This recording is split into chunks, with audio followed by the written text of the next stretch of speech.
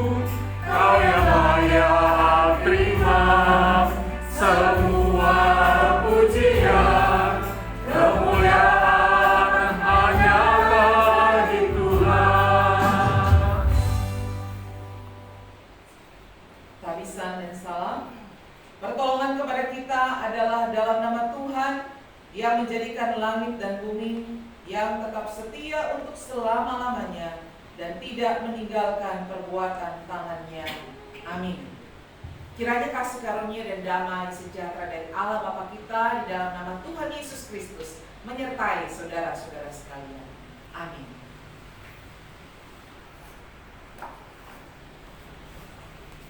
Kita tetap berdiri. Allah kita adalah Allah yang luar biasa, dahsyat dan ajaib. Allah yang karena kasih-Nya berkarya bagi kita melalui pengorbanan Tuhan Yesus Kristus di kayu salib. Allah yang sama juga yang menyertai dan memberkati kita hari lepas hari. Untuk itu mari kita terus memandang kepada Yesus, meninggikan Dia dan memuji Tuhan Allah kita. Mari kita pujikan dengan pujian. Yang pertama, pandang saja pada Yesus, dan kedua, Yesus kekasih jiwa. Sambil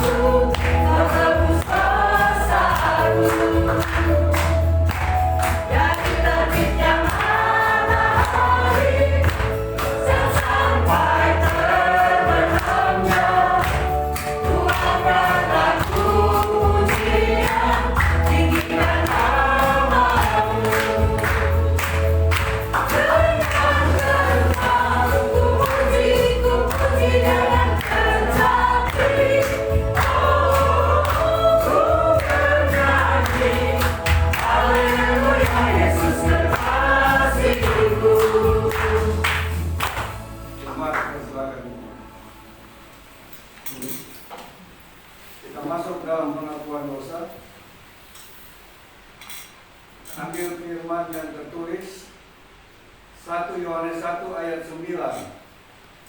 Jika kita mengaku dosa kita, maka Ia adalah setia dan adil, sehingga Ia akan mengampuni segala dosa kita dan menyucikan kita dari segala kejahatan. Sebelum kita masuk dalam doa pengakuan dosa, mari kita pujikan dengan pujian dihapuskan dosa.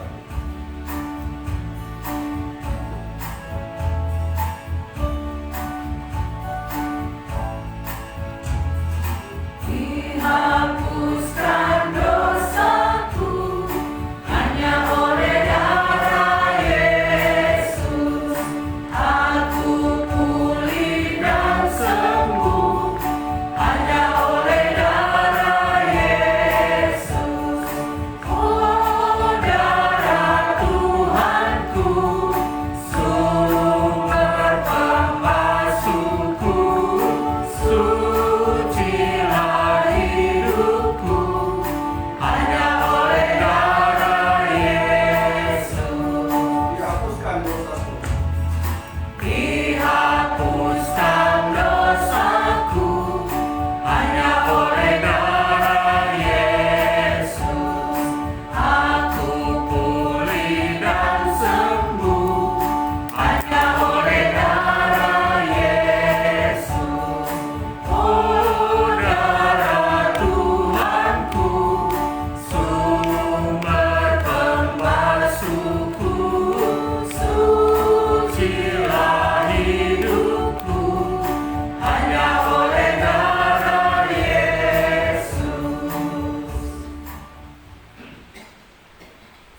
Sekalipun dosamu merah seperti kermisi, akan menjadi putih seperti salju.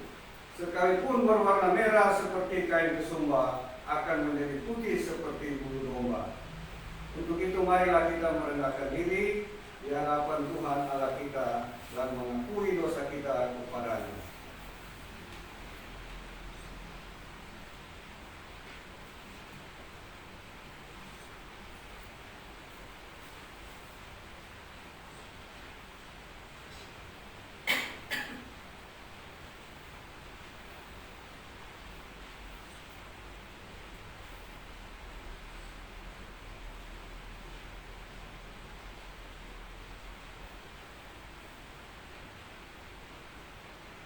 Bapa, inilah kami anak-anak-Mu, datang kepadamu, mengakui setiap dosa dan kesalahan kami.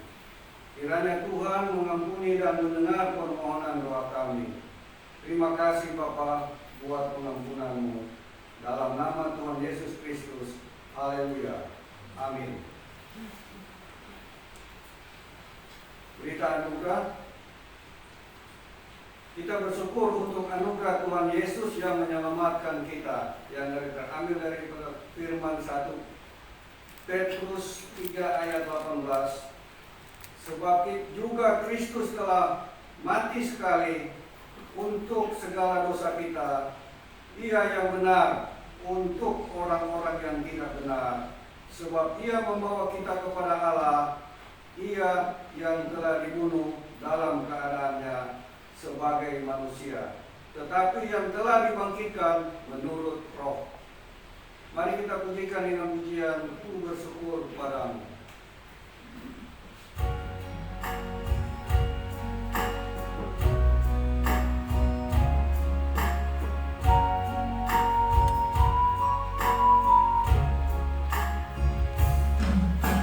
Lebih dari yang telah Kupinta,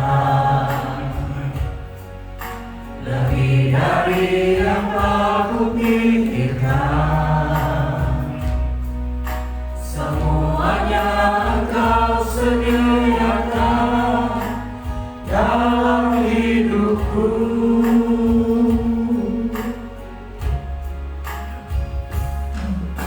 Tiada dapat aku mengukurnya,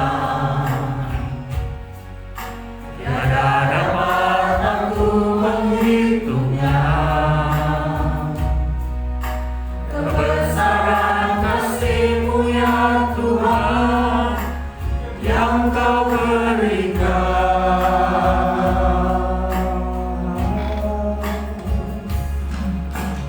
Ku bersyukur padamu, kasih-Mu lebih dari hidup. Tiada yang seperti-Mu, Kau memberi hidupku. Ku bersyukur padamu, sebab Engkau yang mengasihiku. Kau jadikan hidup ini lebih indah dan lebih berharga. Kau jadikan hidup ini Kau jadikan hidup ini lebih indah dan lebih indah dan lebih berharga.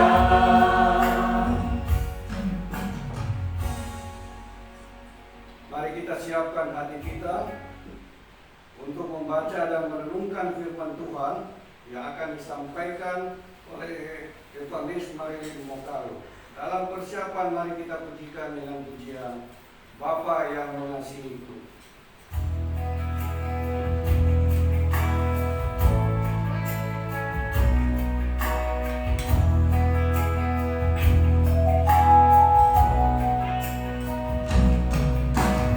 Bapa yang mengasihiku,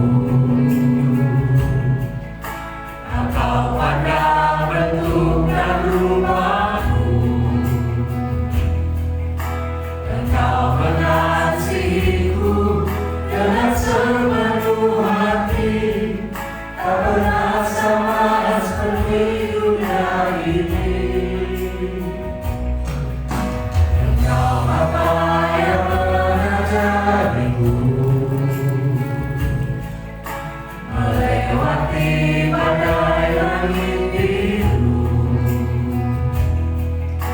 Kau yang membuatku terbang bagaikan raja wali, mengatasi segala percobaan.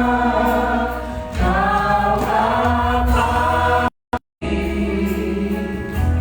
mengerti bahasa tetesan air mata, tak kau biarkan ku berjalan sendirian.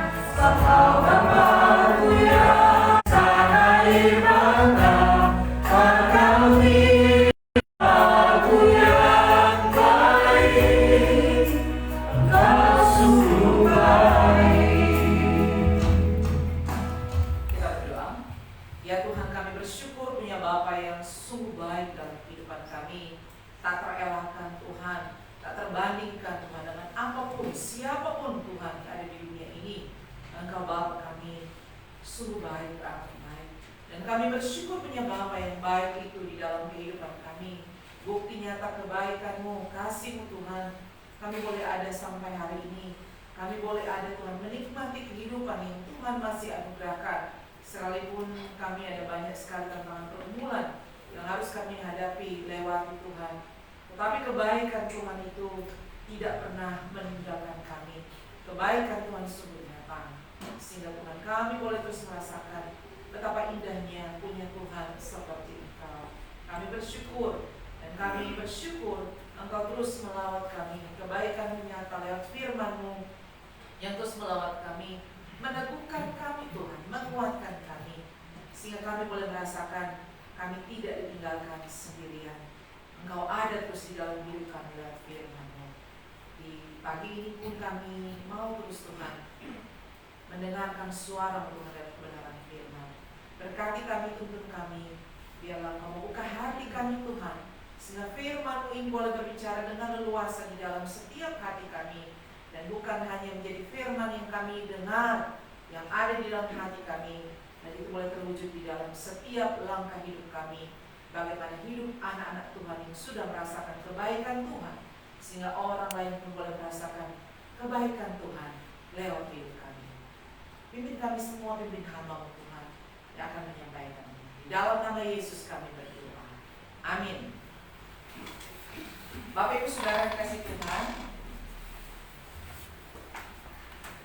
mari kita membaca bagian firman Tuhan yang akan menuntun kita merenungkan bagian firman Tuhan di pagi hari ini di dalam kitab Yakobus pasal 2. Kita membuka Yakobus pasal 2.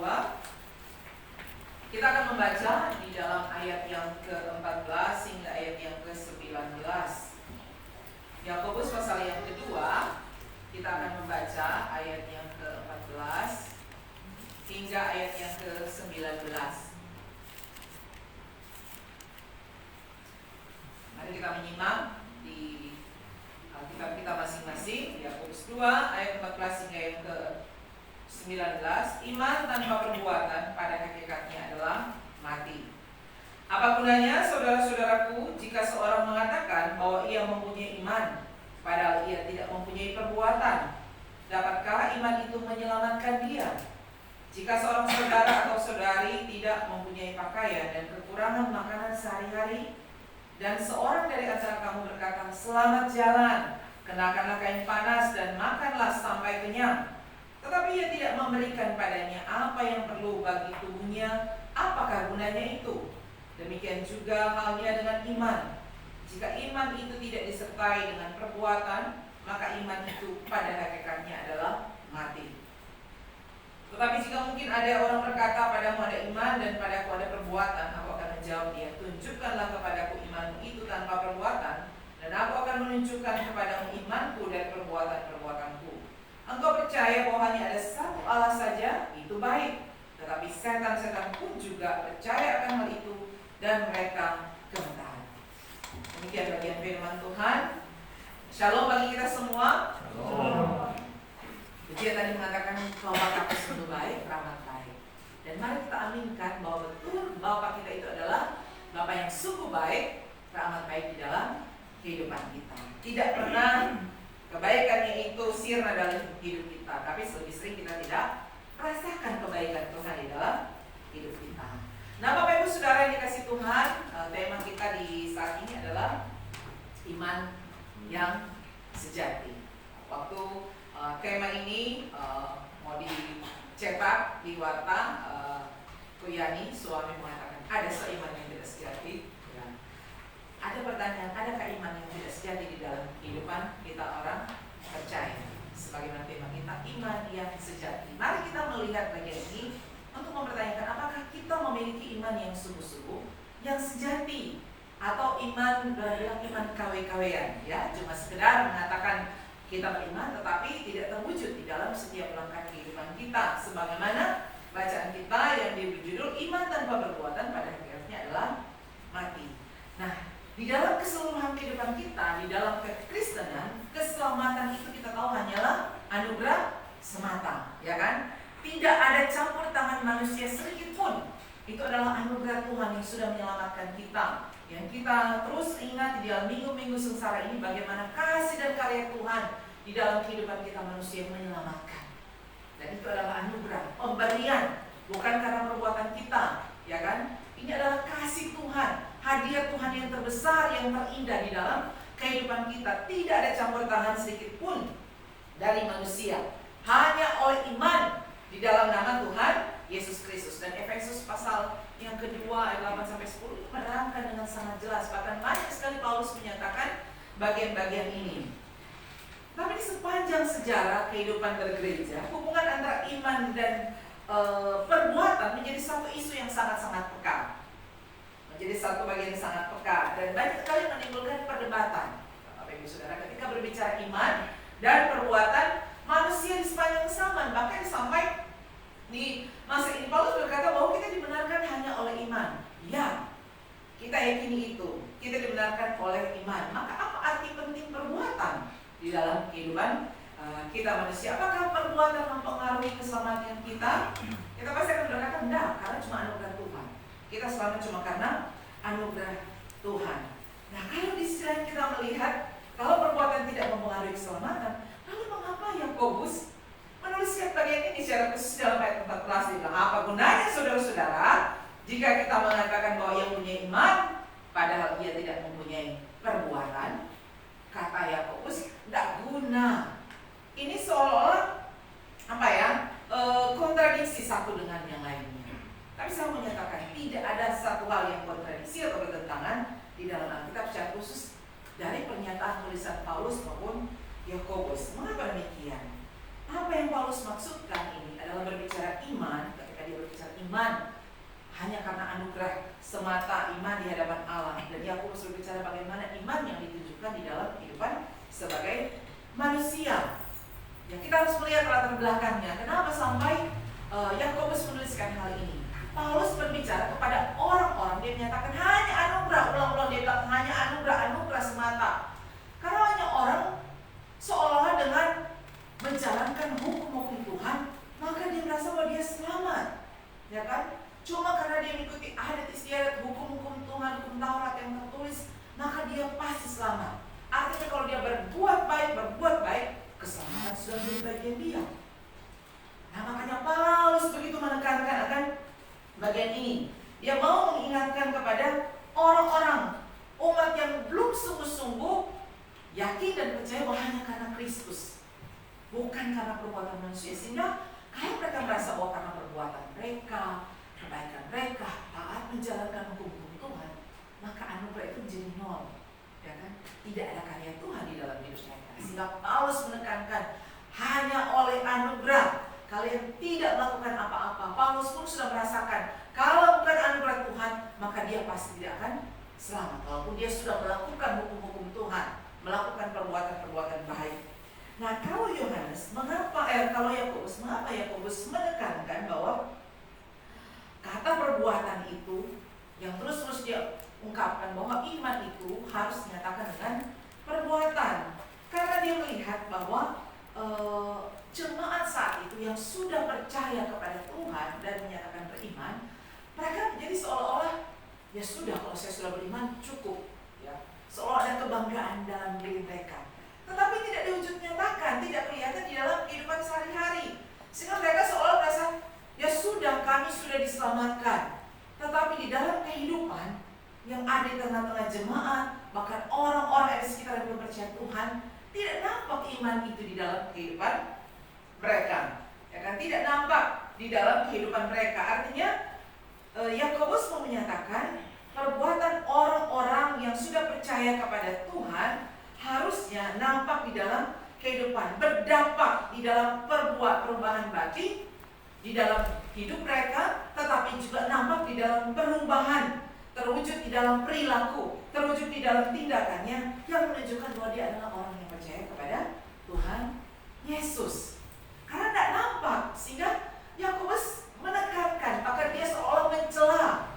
Ya kan, kalau kita baca di bagian ini, aduh, seolah dia mencela sekali ini umat Tuhan yang mengaku percaya, tapi tidak nampak di dalam kehidupan sehari-hari, di dalam kehidupan mereka. Artinya ini tidak bertentangan sebenarnya. Kalau kita melihat latar belakang penulisan dari Paulus dan Yakobus, Paulus berbicara mengenai akar dari keselamatan itu sendiri, ya kan, iman. Dan Yakobus berbicara mengenai buah dari keselamatan itu sendiri. Artinya akar itu tidak bisa dilihat kan kalau dia ada dalam tanah, ya kan? Orang cuma bisa lihat apa? Pohonnya, buahnya. Tuhan bisa melihat akarnya, Tuhan tahu akar iman kita, tapi orang di sekitar kita tidak bisa lihat, ya kan? Akar itu, yang mereka akan lihat apa? Pohonnya yang bertumbuh, bahkan buah-buah yang dihasilkan, buah yang baik atau buah yang jelek. Tuhan pun pernah mengatakan, apa yang lahir dari dalam itu akan keluar, akan nyata. Walaupun orang berusaha memanipulasi, ya kan? Memanipulasi apa yang kelihatan di luar, berusaha memoles, tetapi yang asli itu akan tetap keluar. Jadi Paulus berbicara mengenai dasar iman kita orang percaya, dan Yakobus berbicara mengenai bangunan yang dibangun di atas dasar itu, di atas fondasi itu. Ada bukti iman yang kita miliki, keselamatan yang sudah menjadi kehidupan kita, ada tanda-tanda, ada pertunjukan yang diwujud nyatakan. Ini bukan bicara mengenai kesombongan, kasih tunjuk seperti orang Farisi, ahli-ahli Taurat, ya kan, menunjukkan. Itu bukan pertunjukan yang benar sebenarnya. Tetapi bagi Yakobus, ketika orang mengatakan bahwa mereka sudah percaya, mereka beriman kepada Tuhan, maka ada perubahan perilaku, ya kan, yang ditunjukkan. Buah dari pertobatan mereka ditunjukkan lewat kehidupan yang nampak di tengah-tengah orang yang ada di sekitar mereka. Orang di sekitar mereka. Jadi ini berbicara kepada orang-orang sudah percaya. Yakobus berbicara kepada orang sudah percaya. Paulus berbicara kepada orang-orang yang merasa bahwa keselamatan mereka hanya karena perbuatan baik. Dan itu terus diulang. Makanya Paulus menekankan ulang-ulang. Jadi tidak ada kontradiksi, ya. Saya mau mengatakan ini supaya kita tidak menjadi bingung. Apa nih kontradiksi sekali ini antara Paulus dan Yakobus. Dan kita melihat latar belakang dan apa maksud penulisan dari kedua rasul ini. Dan Yakobus berbicara kepada mereka yang berpikir bahwa dengan mengikut Tuhan tanpa menjalani kehidupan yang berubah, yang ditujukan dengan perbuatan yang baik, itu sia-sia sebenarnya, kata Yakobus. Itu sia-sia sebenarnya kalau tidak ada perubahan, tidak ada perubahan di dalam kehidupan mereka. Artinya Yakobus tidak mengatakan bahwa perbuatan baik ini menggantikan iman kita, bukan. Perbuatan baik itu bukan mengganti iman kita, tetapi ini adalah hasil dari iman, hasil dari perubahan yang terjadi di dalam kehidupan kita. Ini adalah bukti iman kita sebagai orang-orang percaya, orang-orang yang disebut orang percaya.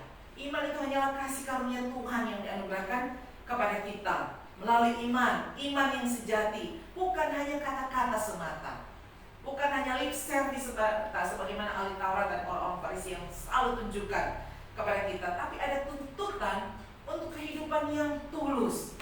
Kehidupan yang tulus, perbuatan baik yang sejati, yang murni, lahir dari perubahan yang ada di dalam sini karena sudah diubahkan Tuhan.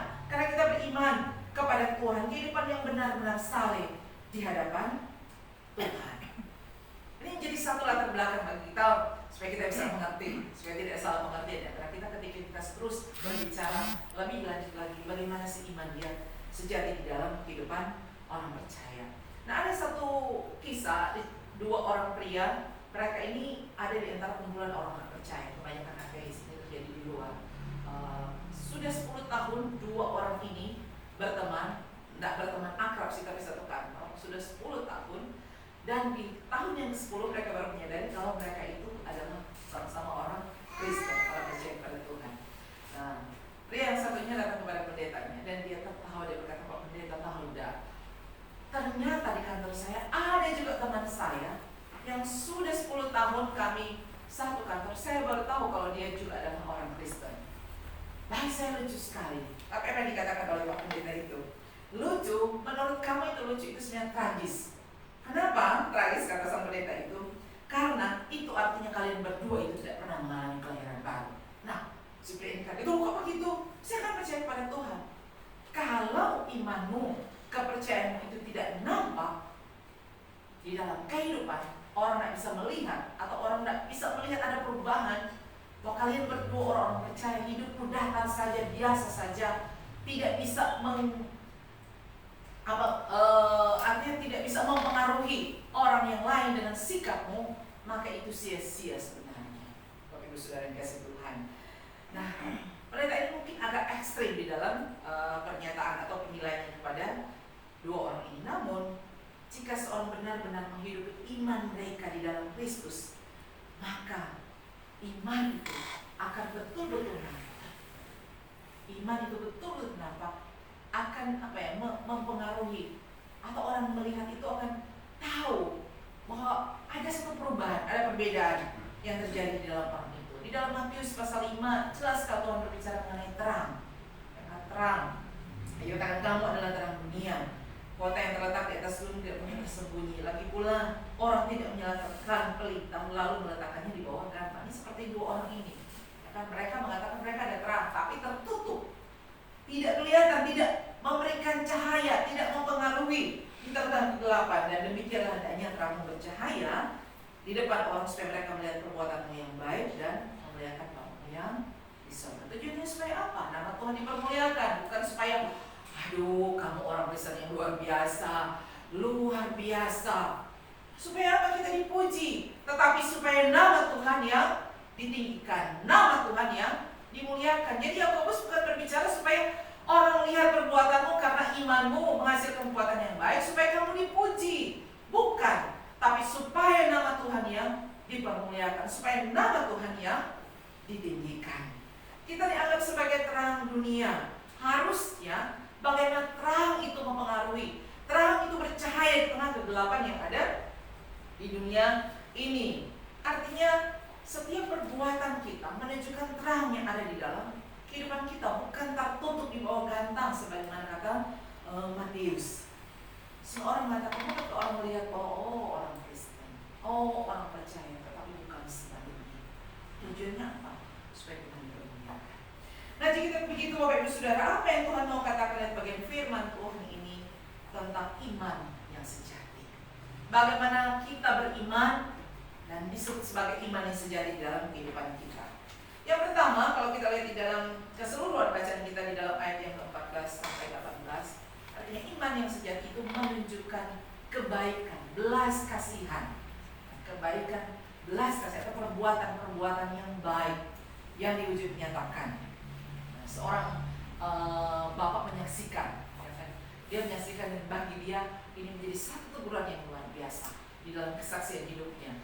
Satu waktu di rumahnya kedatangan seorang pengemis yang sudah cukup umur, ya, seorang bapak-bapak tua dengan pakaian yang rompengan datang mengetuk pintu rumahnya, dan ketika dia melihat orang tua itu dia merasakan, aduh, hati saya penuh dengan belas kasihan melihat dia.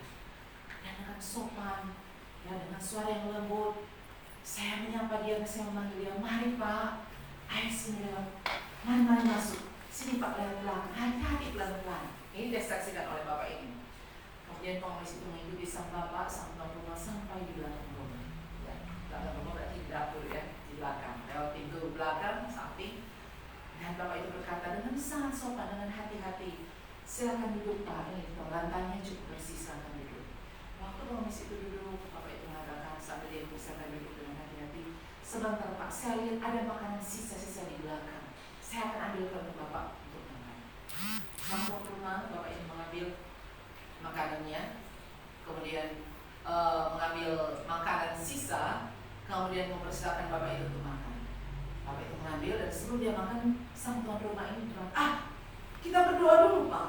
Nah, dia menunjukkan bahwa dia sebagai orang Kristen, orang percaya. Kita berdoa dulu Pak. Oke, sang pengemis hanya diam dan mengikuti arahan dari sang tuan rumah. Waktu sikap berdoa, sang bapak ini berkata, ikuti doa saya. Oke, baik Pak, kata sang pengemis. Bapa kami yang di surga, si bapak dia menunggu si pengemis mengikuti, dan apa yang diikuti oleh pengemis? Bapa kamu yang di surga. Sang bukan Bapa kamu Pak, Bapa kami yang di surga. Kita ulang lagi ya. Oke, Bapa kamu yang di surga. Bapa kami yang di surga. Ulang ya Pak. Ulang. Ketiga kalinya sudah kesal, bapak ini berkata, Pak, kenapa Bapak terus mengulang Bapak kamu? Kamu dan kami itu berbeda. Apa yang dikatakan oleh sang pengemis ini? Maaf Pak, jika saya mengatakan Bapak kami, berarti kita bersaudara. Kita tidak bersaudara Pak. Kalau kita bersaudara, Bapak akan mengundang saya sebagai saudara untuk lewat pintu depan, ya kan? Bapak akan mengundang saya lewat pintu depan. Kalau kita bersaudara, Bapak tidak akan menyuruh saya, mempersilahkan saya untuk duduk di lantai. Dan kalau kita bersaudara, maka Bapak tidak akan memberikan saya makanan yang sudah sisa-sisa, yang sudah tidak kalian makan. Tapi Bapak akan memberikan kami makanan yang sama. Dan kalau kita bersaudara, Bapak pasti akan menyuruh saya untuk duduk semeja dengan Bapak. Dia mungkin adalah Bapamu, tapi dia bukanlah Bapakku. Kita tidak bersaudara. Kebenaran ini yang disampaikan oleh pengemis ini betul-betul menusuk hati sang tuan rumah ini. Dia begitu terus tusuk, dia katakan, saya betul-betul tertusuk. Benar. Kadang-kadang saya menunjukkan bahwa saya orang Kristen, apa yang saya imani, tapi saya tidak menunjukkan dengan sungguh-sungguh, dengan benar. Sebagaimana yang dikatakan oleh pengemis tadi, dia bukan Bapak kita, tapi Bapak kamu, Bapak saya, Bapak saudara-saudara. Harusnya kita memperlakukan semua orang dengan sama. Dan Bapak Ibu Saudara, ilustrasi yang digambarkan oleh Yakobus ini sangat jelas sebenarnya menolak kehidupan kita. Di tengah-tengah kehidupan bergereja pun, ketika kita menemui hal-hal yang mungkin harusnya membangkitkan belas kasihan kita mungkin berkata, Tuhan memberkati, ya kan? Tuhan memberkati, kita doakan supaya kalian baik-baik saja dan lain sebagainya. Tetapi tindakan nyata yang sangat-sangat dibutuhkan. Apa yang kita tawarkan?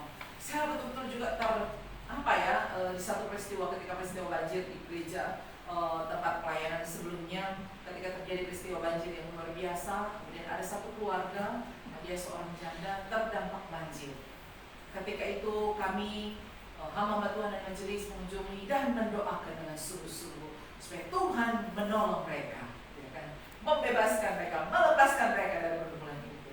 Setelah berdoa, siap untuk pergi, dan saya itu dengan terbata-bata dan menangis mengatakan bahwa betul dia bersyukur didoakan, tapi yang dia butuhkan saat ini apa? Bantuan supaya betul mengangkat barang, angkat sepindah ini, baju-baju yang soko terbasah, apa? Betul, Bapak Ibu Saudara. Setiap kita membutuhkan, orang-orang butuh didoakan, tetapi juga mereka butuh tangan kita. Puji Tuhan, ya, majelis dan hamba Tuhan langsung bergerak meresponi kebutuhan dari sang ibu itu yang sebenarnya untuk berbelas kasihan dan menyerahkan, bukan hanya hati kita taruh kepada Tuhan dan orang itu, tetapi tangan kita juga yang harus kita ulurkan untuk memberikan bantuan. Di dalam Galatia pasal 6 jelaskan, mengatakan janganlah kamu jemu-jemu untuk berbuat baik. Jangan jemu-jemu untuk berbuat baik, karena kita akan menuai hasilnya. Tapi kita menabur bukan supaya beroleh hasil, tapi karena apa? Belas kasihan yang Tuhan berikan kepada kita, yang kita salurkan kepada orang-orang lain.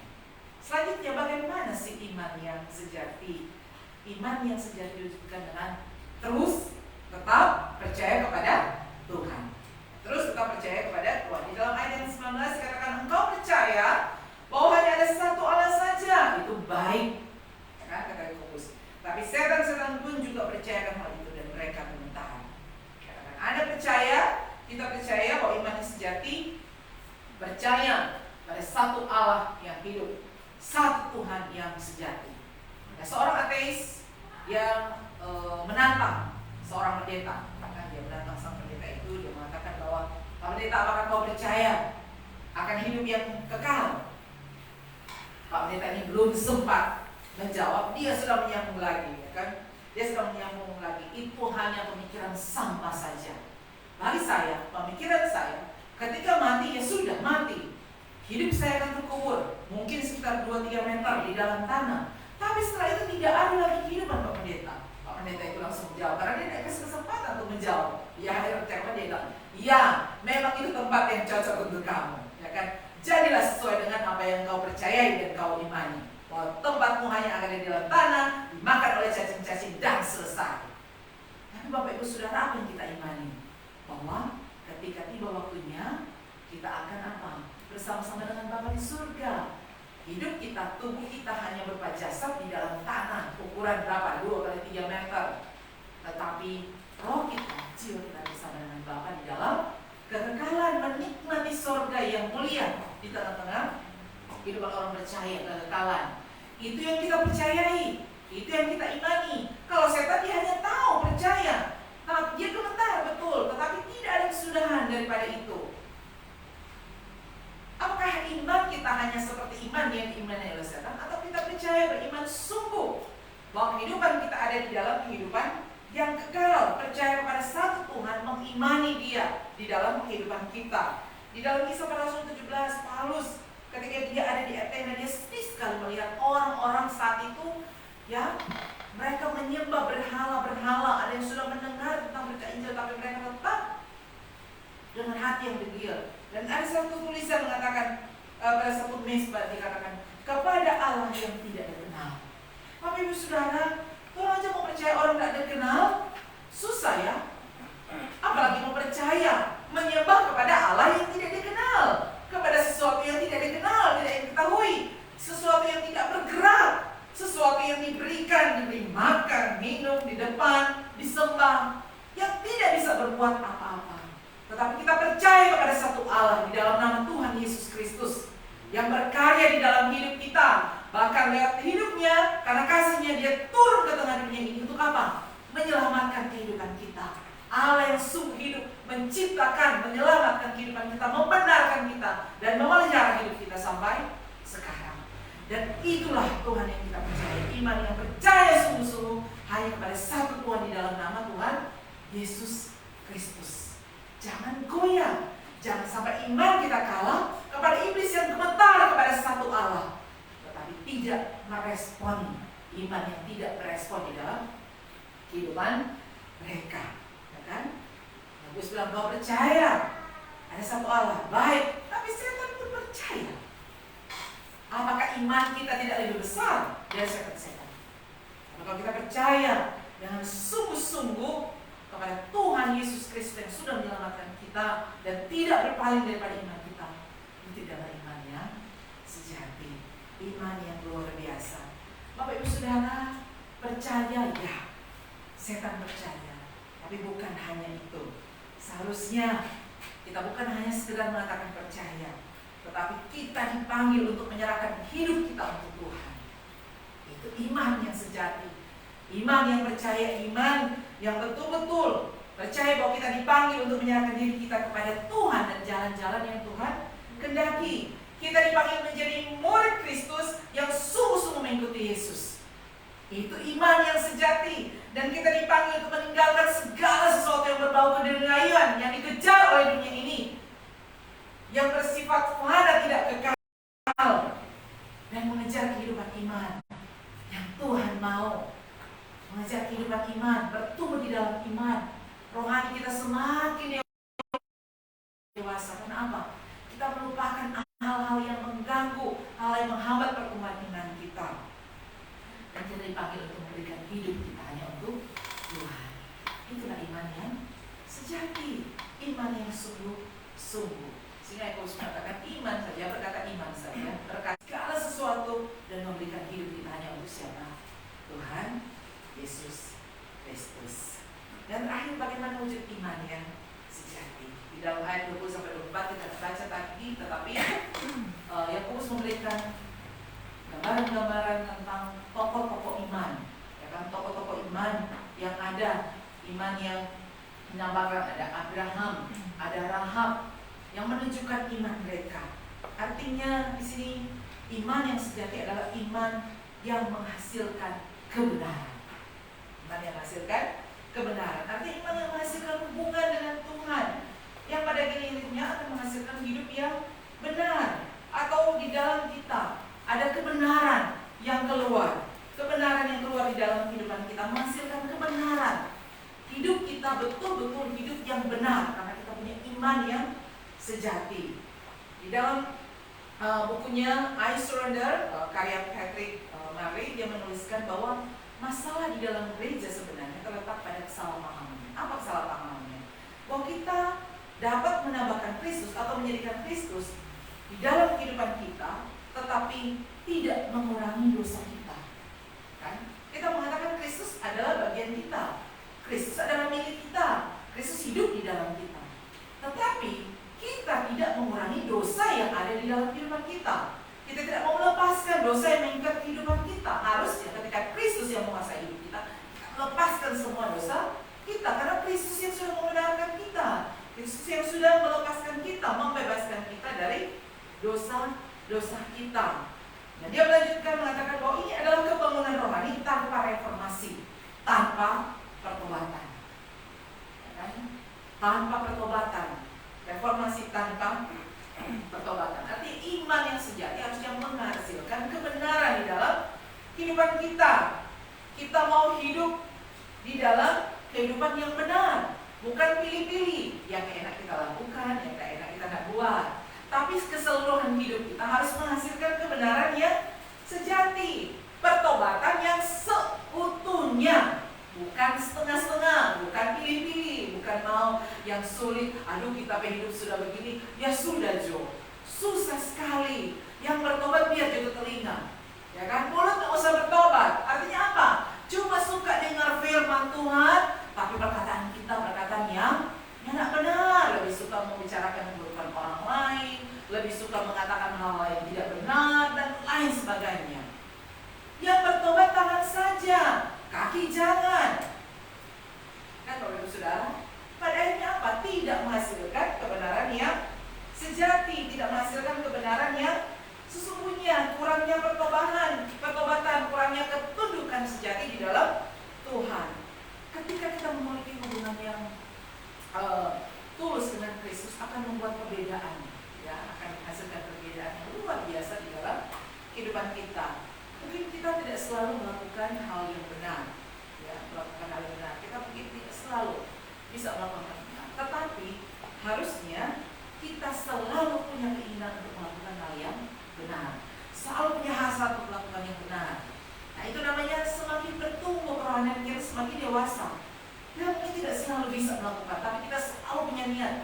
Ketika kita melakukan hal yang salah, kita ingat, aduh kesalahan ini, aduh adanya, udah, kita harus berubah, kita harus melakukan yang benar.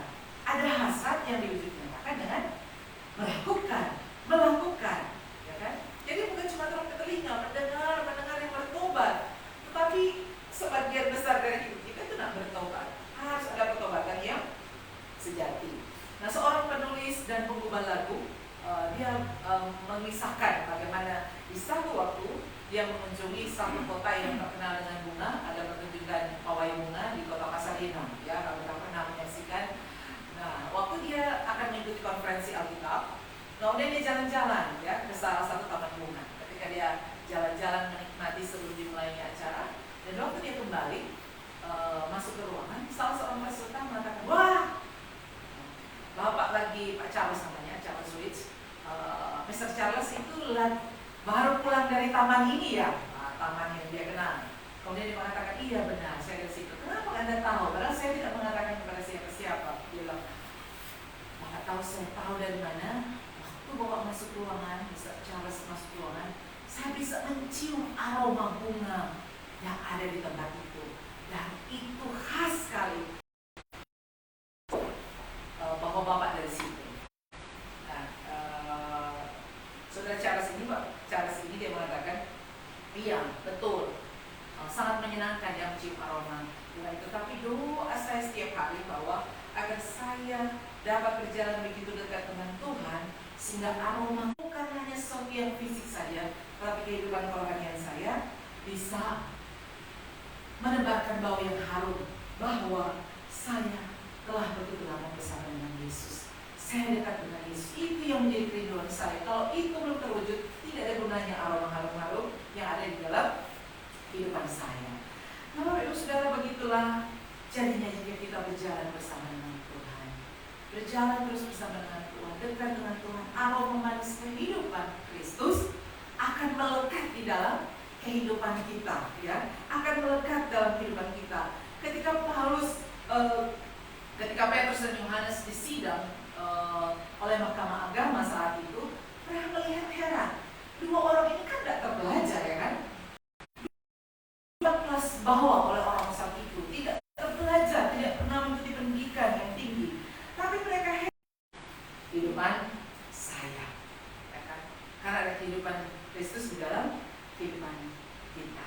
Artinya Bapak Ibu Saudara, kita bertanya, jadi apakah perbuatan diperlukan supaya kita beriman kepada Kristus? Tidak. Memiliki iman yang tulus, yang sejati, itu pasti mau tidak mau akan menghasilkan perbuatan-perbuatan yang sejati. Mau tidak mau, ya kan? Dengan sendirinya akan menghasilkan. Sehingga mari kita koreksi di dalam kehidupan kita. Apakah kita sudah benar-benar memiliki iman yang sejati? Apakah di dalam kehidupan kita, kehidupan beriman kita sudah menghasilkan kebaikan? Terus percaya kepada Tuhan, satu-satunya Tuhan dalam kehidupan kita, dan sudahkah menghasilkan kebenaran? Itulah iman yang sejati. Keyakinan yang sungguh-sungguh di dalam Tuhan akan melahirkan perbuatan-perbuatan yang menyenangkan semua orang, tetapi pastinya untuk kemuliaan nama Tuhan Yesus Kristus. Mari kita terus hidup di dalam kebenaran firman ini. Iman yang sejati adalah iman yang sungguh-sungguh percaya melahirkan kebenaran dan pastinya melahirkan kebaikan. Tuhan memberkati kita semua yang menjadi pejuang-pejuang Kristus yang hidup di tengah dunia ini untuk menebarkan keharuman Kristus bagi banyak orang. Mari kita berdoa.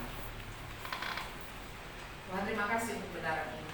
Tuhan, tolong kami untuk boleh menjadi pelaku firman. Pertobatan yang sejati itu lahir ketika seluruh hidup kami bertobat, menyerahkan hidup kami kepada Tuhan, sehingga pertobatan itu dengan iman yang sungguh percaya kepada Tuhan akan melahirkan perbuatan-perbuatan yang menyenangkan hati Tuhan, perbuatan-perbuatan yang boleh memancarkan terang Kristus, sehingga betul-betul Tuhan, nama Tuhan yang akan ditinggikan, nama Tuhan yang dimuliakan. Tuhan, tentukan firman di dalam nama Yesus kami berdoa. Amin.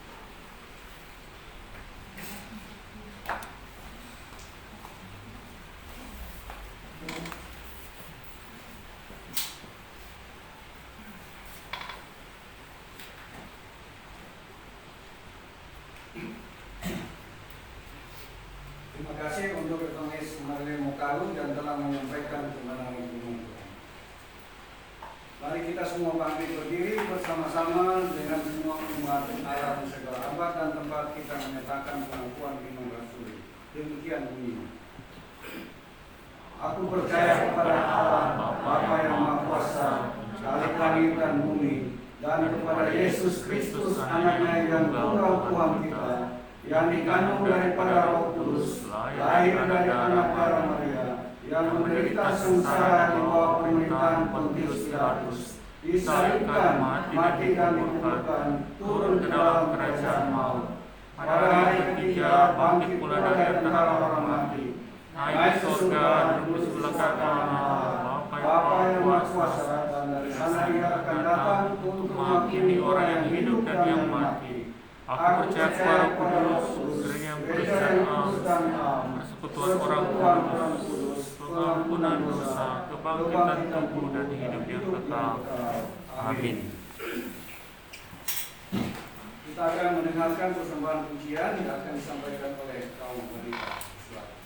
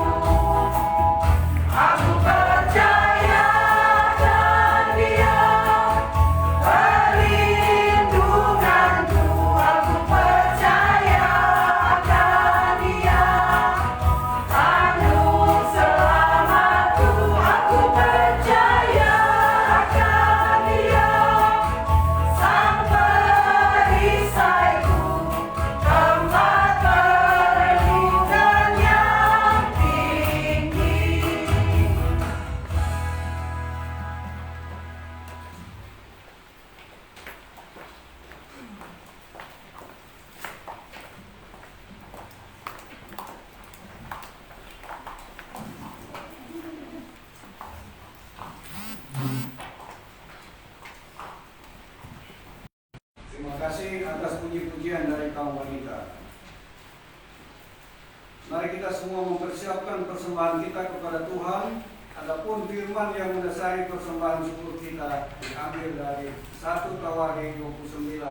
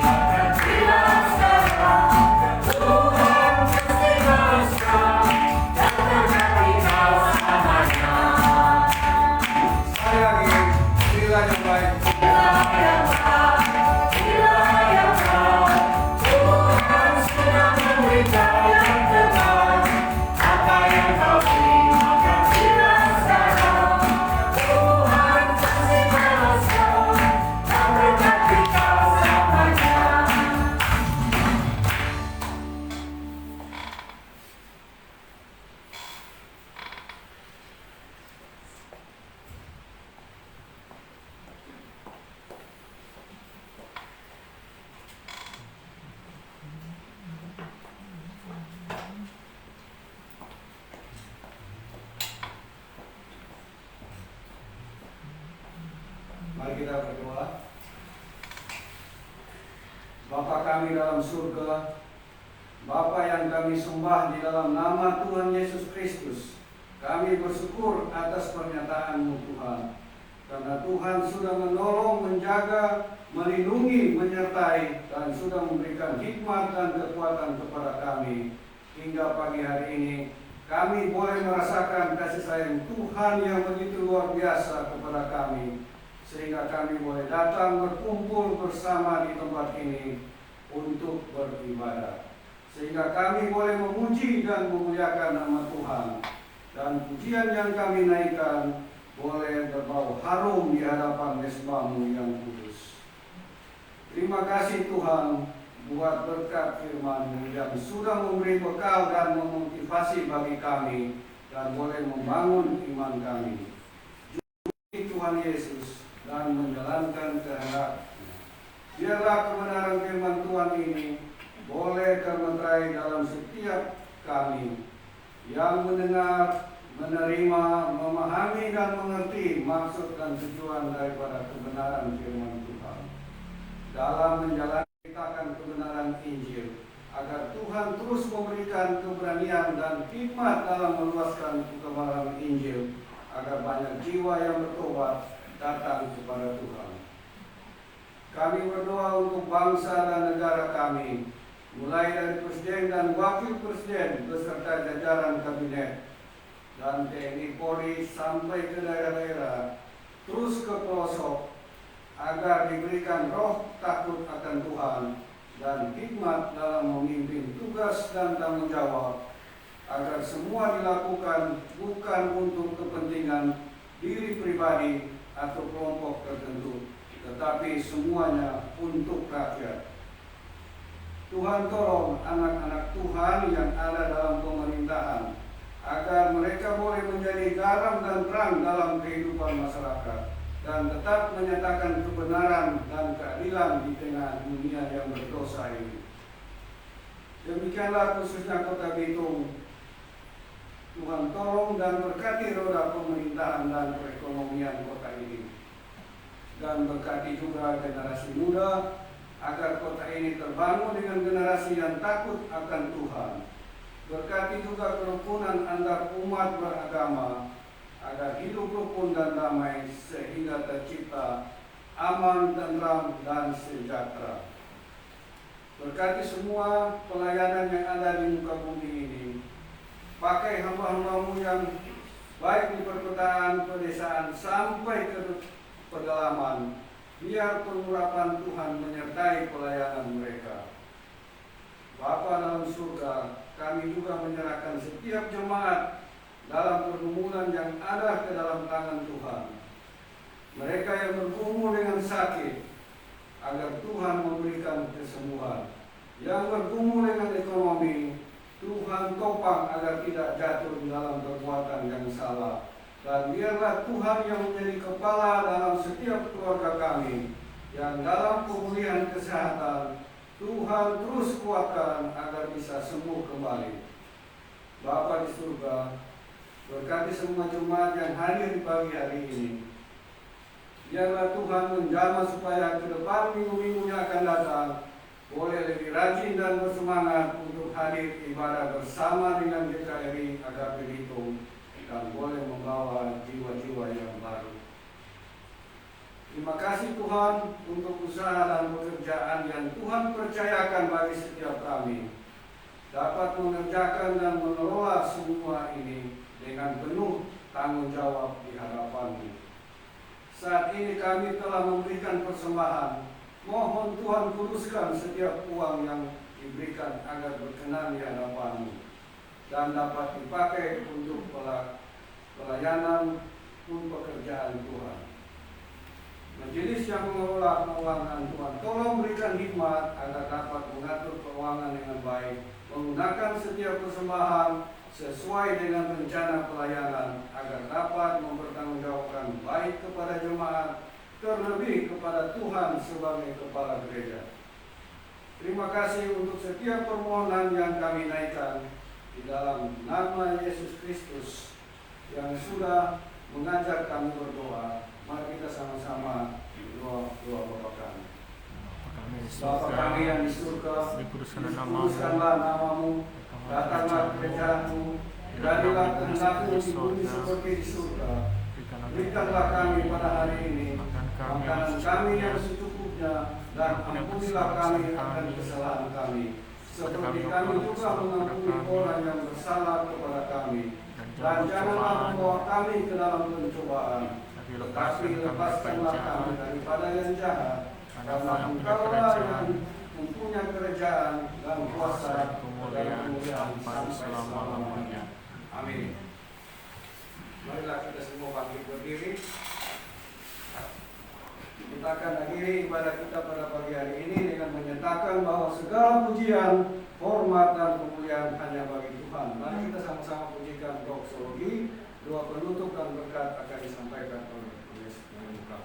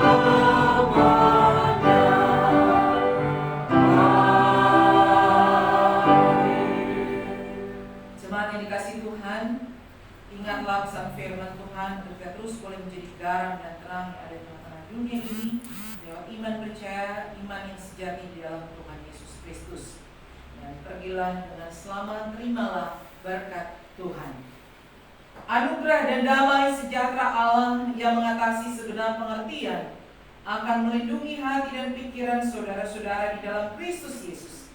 Dan kiranya berkat dari Allah Bapa dan Anak dan Roh Kudus menyertai saudara sekalian sekarang ini sampai selama-lamanya. Amin.